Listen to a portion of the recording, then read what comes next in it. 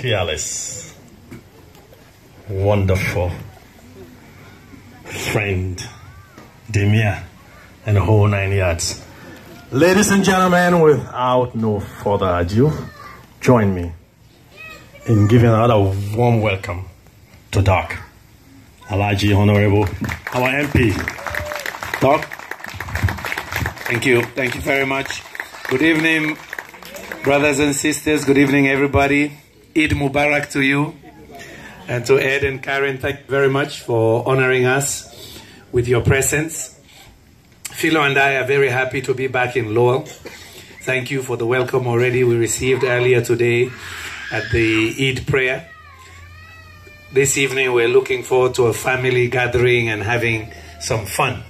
It's been very arduous, 2 weeks flying from one spot to the other.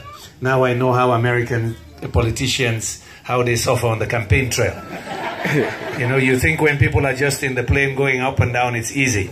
Just try it, especially when they wake you up at 3 a.m. to catch a red eye to Boston. But we're happy to be here and we're very pleased with the warm welcome. Philo and I have very good memories of Lowell. Very, very good memories.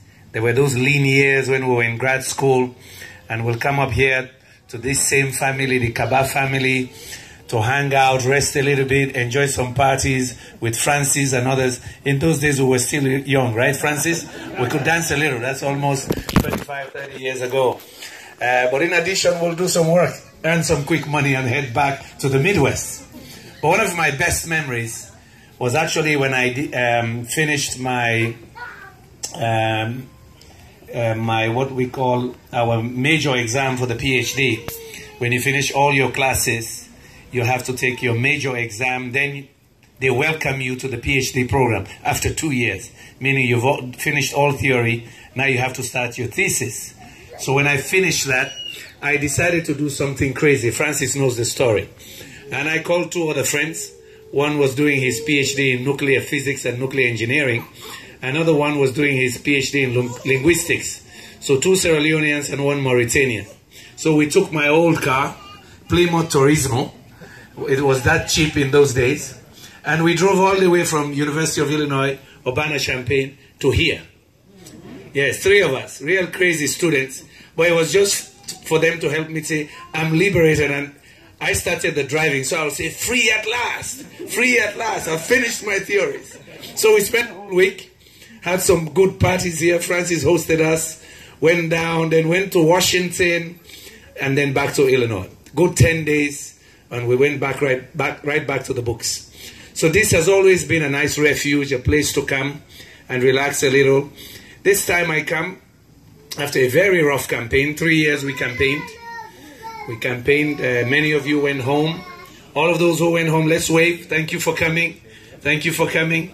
You even posted one ambassador on the ground for months called Ambassador Abu. We really appreciate you, my brother. Yes. Abu can attest, himself and the family can attest to what it means when you leave everything, including a six-figure salary, and go home to say you're helping your folks. It gets rough after a while. But we were there. Yeah, we had a good campaign. We were cheated of the votes. There are some things we anticipated, some things we didn't see coming. Elections here, they're open, electronic, get the results quick. Ours, they can be cooked in between voting and release of results. But we're here in high spirits. We believe it was our first major foray into politics. We decided to contest for presidency. We got bumped a little bit, punched. I've given the joke that when I used to watch Mike Tyson, when I was a grad student, I love, see, lazy people like me, we watch boxing and wrestling because somebody else is doing the fighting for us, the brawl. So Mike Tyson used to say, they asked him, they say, hey, Mike, you punch everybody and you knock them out. But what about the few times when they hit you back? He said, well, you got to pray that when they give you the first punch, you get drunk. The second one should wake you up and then you fight right back. So we got our first punch. They put us down. We lost the presidency. But I won my seat in parliament along with 3 other colleagues. We're now in parliament. It's not easy to be in parliament in a country where sometimes we follow the rules, sometimes we don't follow the rules. But we have to stand for what we believe. Constitutionality, rule of law, and basic freedoms of people, especially the freedom to speak. We are elected by the people. We have to represent them. And this week, when we lost a good friend, a role model, Kofi Annan, may his soul rest in peace, I did a tweet, and I just remembered one of our last meetings with Kofi. I had the privilege of serving in a unique club called the Chief Executives Board, which was all UN chiefs, the IMF and the World Bank.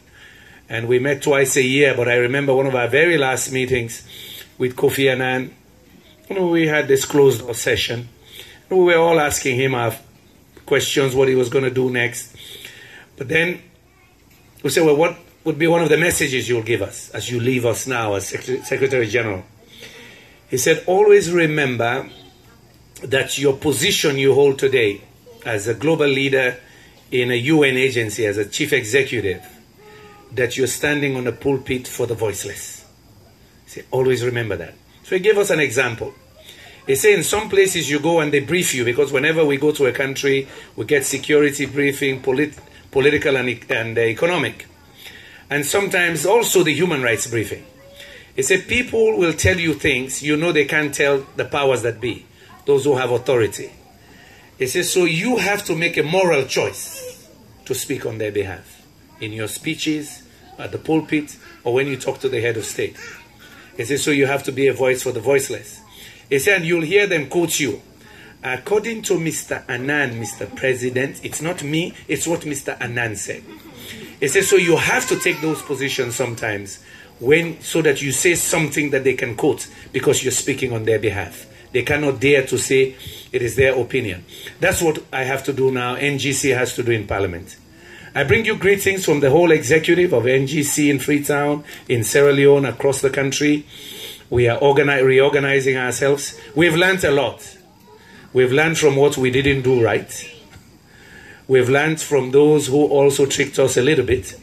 And from some of the good strategies our opponents had, to see how we regroup, reorganize, and be ready in 4.5 years. NGC is there to stay. We created a unique platform for other people so that they could express themselves politically. We have a bipolar country. You're either green or red. We wanted to say, hey, there's an alternative as well. If you're not happy, you have a refuge too, to express an alternative view. Because let's face it, 57 years after independence, we're still amongst the poorest countries in the world. One of the highest maternal mortality rates, one of the highest infant mortality rates, 70% of the population below $2 a day. You can go through the list. Are you proud of that? Is that the nation you wanted? Is that the knowledge and experience America has given you? Massachusetts, you're the land of the free, right? Huh? What is it? One of your neighbors, I think, say, feel free or die? Live free or die. Yeah. When you live in bondage of poverty, the bondage of ignorance, you're not free. You're not free. We've got to free ourselves also from mental slavery to go for the best. We should not have our children, grandchildren settle for the lowest common denominator. So the nation needs us. The nation needs the National Grand Coalition. We have to speak truth to power. We also have to be a constructive opposition. If something is in the interest of the country and the people, we support it. This is why the National Grand Coalition supports the President's initiative on free education. Education is the ultimate liberator. So yes, it is very open. Very open. I support it. I may do a tweet tonight or tomorrow with my own pledge, because our people need education. We have to support. At the same time, you help a government by also telling them when they're wrong, if they do things wrong. And that's why we need the neutral voice. We have to have a good opposition. Democracy cannot work if you don't have a good opposition. Otherwise, you get a one-party state. And we know that power corrupts, and absolute power corrupts absolutely. This is why with our friends in APC as well, we're supporting the SLPP government when things are good. Free education, agriculture, and economic recovery, and fighting corruption. We say to our friends in the APC and C4C, we have to be a responsible opposition too. C4C, APC, NGC, we have to make sure there is a check on executive power. In Africa, it is very easy when the parliaments don't function properly, that the head of state becomes a dictator. We can help a head of state to resist that temptation by being a responsible opposition. We must speak up when things are not right. We must. People feel it's comfortable to sit on the fence and they pretend they are not politicians. And in Africa, I say to African leaders and people, civil society, if you don't get active in politics, politics will fix you up, because the corruption will kill you. The hospitals don't work, the schools don't work, the roads don't work, you don't have electricity, so you are like a slave living in darkness. So that is why we in the opposition must be responsible. We must organize ourselves to say truth to power. In our country, you do that, they think you don't like the government or you don't like the leader. It's not about liking. It's about being responsible. Knowing what the Constitution says we can do or cannot do. Resisting when they want to stifle basic rights. Freedom of speech, freedom of movement, freedom of assembly. Our basic human rights. We got it. So, the nation needs us. The nation needs the National Grand Coalition. We have to speak truth to power. We also have to be a constructive opposition. If something is in the interest of the country and the people, we support it. This is why the National Grand Coalition supports the President's initiative on free education. Education is the ultimate liberator. So yes, it is very open. Very open. I support it. I may do a tweet tonight or tomorrow with my own pledge, because our people need education. We have to support. At the same time, you help a government by also telling them when they're wrong, if they do things wrong. And that's why we need the neutral voice. We have to have a good opposition. Democracy cannot work if you don't have a good opposition. Otherwise, you get a one-party state. And we know that power corrupts, and absolute power corrupts absolutely. This is why with our friends in APC as well, we're supporting the SLPP government when things are good. Free education, agriculture, and economic recovery, and fighting corruption. We say to our friends in the APC and C4C, we have to be a responsible opposition too.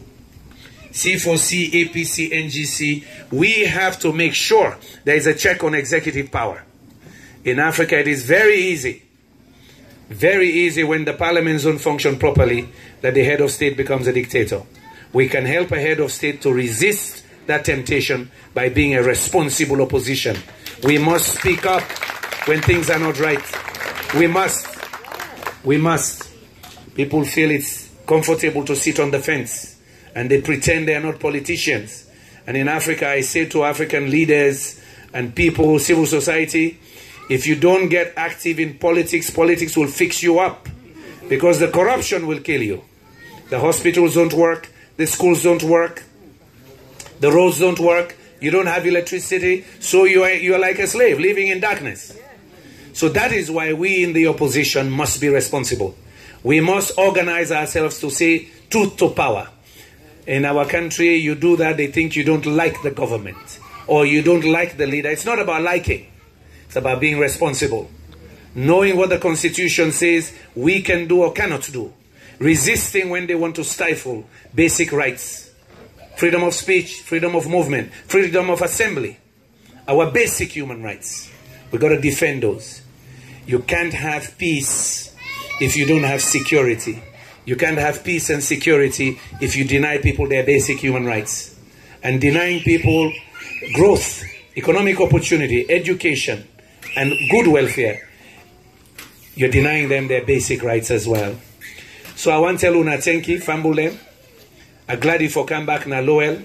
I've been a kind of a serious one as a student. But the common I glad you one. My grandlord and there, my cousin and there, and Boku Padi them.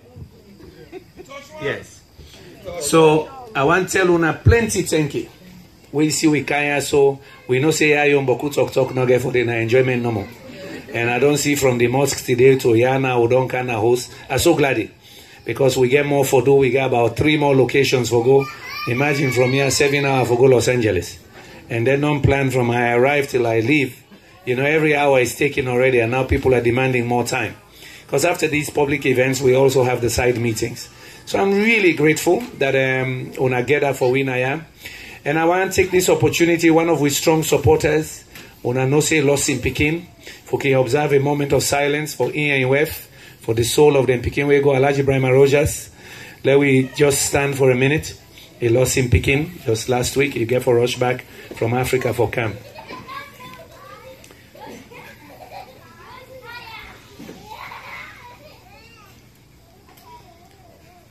May his soul and the souls of the faithfully departed rest in peace. So thank you very much on behalf of Philo. I think I said everything, right, Phil? Ed, I don't know if you go through the same thing when you're campaigning. There's always a consultant on the side, right? I haven't said everything. Ah, see, I knew. See, I knew.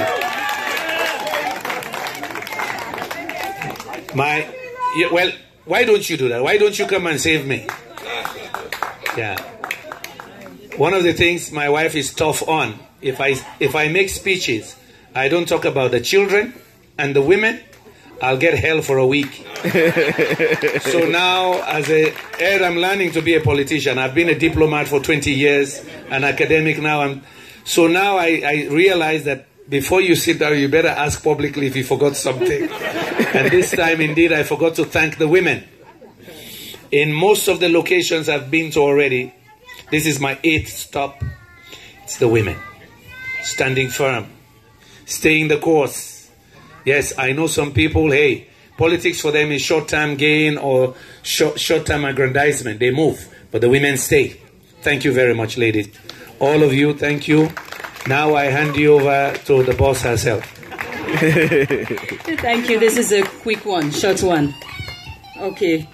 Make a talk now to me, brother and my sister them, but more to my sister them. For the women, I want to thank una from the bottom of my heart. And also, I bring una greetings from Freetown, from the women's wing. The support we una give with women them. All time we get emergencies, we they send emergency, and una they always come to we rescue. With female aspirants them for councillors and the parliamentarian positioning. Now una make it happen for the woman and they. For that we thank una very much. And also una said they work so hard. The money now just laid on for the same. But whether it was financial support to, emotional support to, spiritual support to, all help the woman them for stand firm. They be very active. Yes, things turn out the way it turn out, but women they be very active now. Their own polling stations they will side them. We want to thank you for all the support, and as time goes on, we always not it for big, but to get 1 or 2 projects them, we would ask you once in a while for loan support we. One of the free education program, as you know, they start in September and they unfold them. But not all the schools them qualify for now, because some of them and they now some village and then call them buffer school, so they're not registered there yet. So waiting we embark on the women's group, we say let we do a back to school pledge. Anytime when I see when I get books, pencils, any educational materials and bags, they wanna put them together and send them for we. So we go fill in the gap for them schools and then picking away not qualify for this 1 year we get for because from September till 1 year they not go qualify for benefit from the free education program. The school fees, yes, maybe, but then supplies there, I don't think they will get. So then I will share some cards with you today. I don't launch a Philomena Yom Keller Foundation for make sure so we get the kids off the streets of Sierra Leone. Yes, the website's there. Ibrahim KKY or Ibrahim Fona, we call him Ibrahim KKY. We don't launch the foundation. And they plead with una go na the website, una see which of any support una go able for let we kickstart that project there. The orphanage, we get for build that orphanage there. And it will be all over the country. We go start now once and I really pray to God. And I know say it will happen. For let we start them and able to run all the regions them. Maybe some regions are not good orphanage. Maybe they will need a vocational training center. Whichever one we are able for get support for do, I go do them. The kids and then at the streets of Sierra Leone. Not a joke. Then they sleep on that bridge, then they sleep, you know, now front shops them.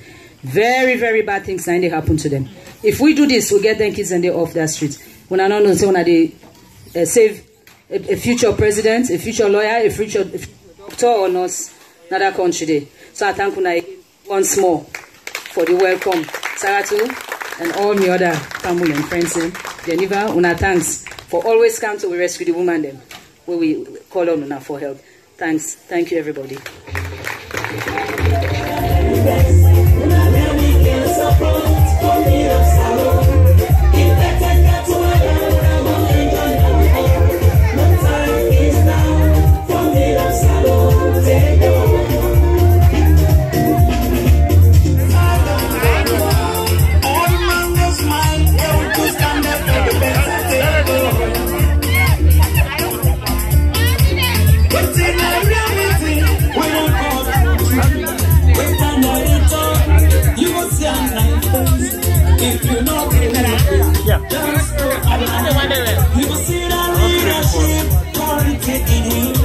So now we try to connect, love what I go for.